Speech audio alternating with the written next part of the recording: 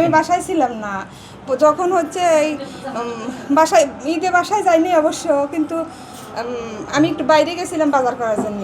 এমনিতে কি জানেন এই ঘটনা, মানে ওনার সম্পর্কে কি জানেন বলেন? ওনা ধরেন হচ্ছে আমার সঙ্গে দেখা হইলে কথা বলছে, দেখা হইলে কথা বলে নাই, বা আমার দেখলে দরজাটা না লাগা দিত। কে লাগিয়ে দিত?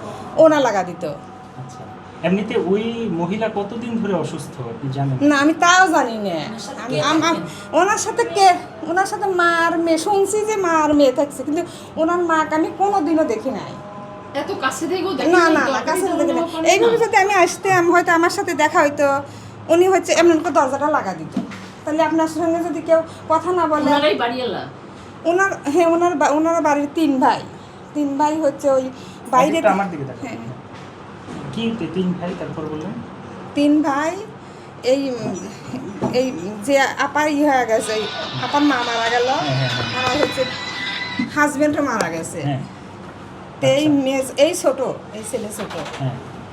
তো এখন মানে এতদিন ধরে আপনাদের সাথে কোনো মানে কথা হয় না? না না, ওনার সাথে আমার কোনো কথাই হয় না। ওনার জিজ্ঞেস করলে আপনার কাছে কথা বলবে না। আপনি সারাদিন দরজা ই করলে, আমি যদি মারা যাই, তাও ওনার আমার কে কিছু বলবে না যে কে নক করলো।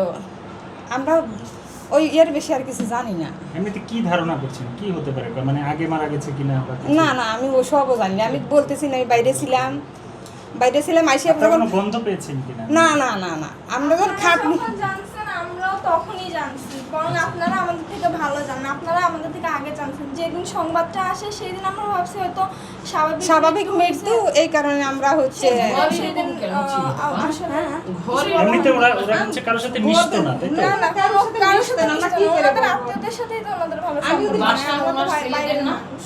ওনার যিনি মারা ছেলেদের গেছেন। না, ওনার বাসা